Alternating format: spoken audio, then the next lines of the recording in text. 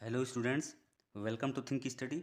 और अब आप इस चैनल को थैंक्स के जरिए सपोर्ट कर सकते हैं। स्टूडेंट्स, अध्याय 6 के अंतर्गत आज हम बात करेंगे उत्सर्जन की और साथ ही बात करेंगे मानव में उत्सर्जन की। तो सबसे पहले हम उत्सर्जन यानी एक्सक्रीशन क्या होता है, इसकी परिभाषा को समझेंगे। स्टूडेंट्स, वह जैव प्रक्रम जिसमें नाइट्रोजन युक्त हानिकारक उपापचयी वर्ज्य पदार्थों का निष्कासन होता है उत्सर्जन कहलाता है। तो ये हो गई उत्सर्जन की परिभाषा। नेक्स्ट पॉइंट की अगर हम बात करें तो एक कोशिक जीव जो होते हैं वो अपशिष्ट पदार्थों को शरीर की सतह से जल में विसरित करते हैं, जबकि बहुकोशिकीय जीवों में उत्सर्जन के लिए विशिष्ट अंग होते हैं। तो ये हो गई उत्सर्जन की बात। अब हम नेक्स्ट बात करेंगे मानव में उत्सर्जन की, यानी मानव में उत्सर्जन क्या कैसे होता है। स्टूडेंट्स, मनुष्य के उत्सर्जन तंत्र में एक जोड़ा वृक्क पाया जाता है और इसके साथ ही एक मूत्रवाहिनी प्रत्येक वृक्क या किडनी से निकलकर मूत्राशय में जाती है। नेक्स्ट हम बात करें तो मूत्राशय में मूत्र एकत्रित या इकट्ठा होता है, जहाँ से ज़रूरत पड़ने पर मूत्र को मूत्र मार्ग से बाहर निकाल दिया जाता है। स्टूडेंट्स, इस फिगर में आपको मानव के उत्सर्जन तंत्र के बारे में दिखाया गया है। यहाँ पे आप मानव के उत्सर्जन तंत्र के विभिन्न पार्ट्स को देख सकते हो। अब हम बात करेंगे, अब हम क्या बात करेंगे, मानव के उत्सर्जन तंत्र के पार्ट किडनी के बारे में। यानी मानव के उत्सर्जन तंत्र का जो मुख्य पार्ट है वो है वृक्क यानी किडनी। तो वृक्क क्या होता है इसको हम समझते हैं। स्टूडेंट्स, वृक्क जो होता है बीन के आकार का एक अंग है जो उदर गुहा यानी एब्डामिनल कैविटी में मेरुदंड यानी वर्टिब्रल कॉलम के पास स्थित होता है। नेक्स्ट हम बात करें तो वृक्क जो होता है बहुत सी फिल्टरिंग यूनिट्स यानी कि निस्यंदन इकाइयों, जिसको कि हम वृक्काणु या नेफ्रॉन कहते हैं, उसका बना होता है। नेक्स्ट हम बात करें तो नेफ्रॉन जो होता है वो वृक्क की क्रियात्मक इकाई होती है। और अब हम बात करने जा रहे हैं नेफ्रॉन की। तो नेफ्रॉन क्या होता है इसको हम समझते हैं। स्टूडेंट्स, नेफ्रॉन जो होता है यह उलझी हुई नलिकाओं यानी नलियों एवं एक फिल्टरिंग भाग जिसे हम ग्लोमेरुलस कहते हैं उससे बना होता है।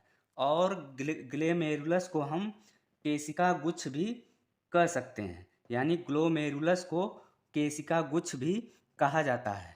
नेक्स्ट हम बात करें तो ग्लोमेरुलस जो होता है ये रुधिर केशिकाओं का एक जाल होता है। रुधिर केशिकाओं मतलब ब्लड कैपिलरीज का एक जाल होता है जिससे वृक्क धमनी जुड़ी होती है। नेक्स्ट पॉइंट की अगर हम बात करें तो जो धमनी ग्लोमेरुलस में रक्त को ले आती है, जो धमनी ग्लोमेरुलस में रक्त को ले आती है उसे हम एफरेंट आर्टेरियोल कहते हैं, तथा जो धमनी ग्लोमेरुलस से रक्त को ले जाती है उसे हम इफरेंट आर्टेरियोल कहते हैं। नेक्स्ट हम बात करें तो ग्लोमेरुलस जो होता है एक कैप्सूल जैसे भाग से घिरा होता है। इस कैप्सूल जैसे भाग को हम बोमन संपुट कहते हैं। नेक्स्ट पॉइंट की अगर हम बात करें तो बोमन संपुट जो होता है इससे क्या निकली रहती है, एक महीन नली निकली रहती है। यानी बोमन संपुट से एक नलिकाकार पार्ट निकला होता है जो कि अत्यधिक कुंडलित होता है। नेक्स्ट हम बात करें तो विभिन्न नेफ्रॉन जो होते हैं उनसे नलिकाएं जो होती हैं वो निकलकर संग्राहक वाहिनी में जाकर मिल जाती हैं। यानी किडनी में तो एक ही नेफ्रॉन होगा नहीं, क्योंकि वृक्क या किडनी जो होती है वो कई सारे नेफ्रॉन्स से मिलकर बनी होती है और एक नेफ्रॉन जो होता है वो किडनी की क्रियात्मक इकाई होती है। तो इसी तरह से जो कई सारे नेफ्रॉन्स होते हैं उन नेफ्रॉन्स की नलिकाएं जो होती हैं ये सभी नलिकाएं संग्राहक वाहिनी या कलेक्टिंग डक्ट में जाकर मिल जाती हैं और यह कलेक्टिंग डक्ट यानी यह संग्राहक वाहिनी अंत में मूत्र मार्ग में जाती है।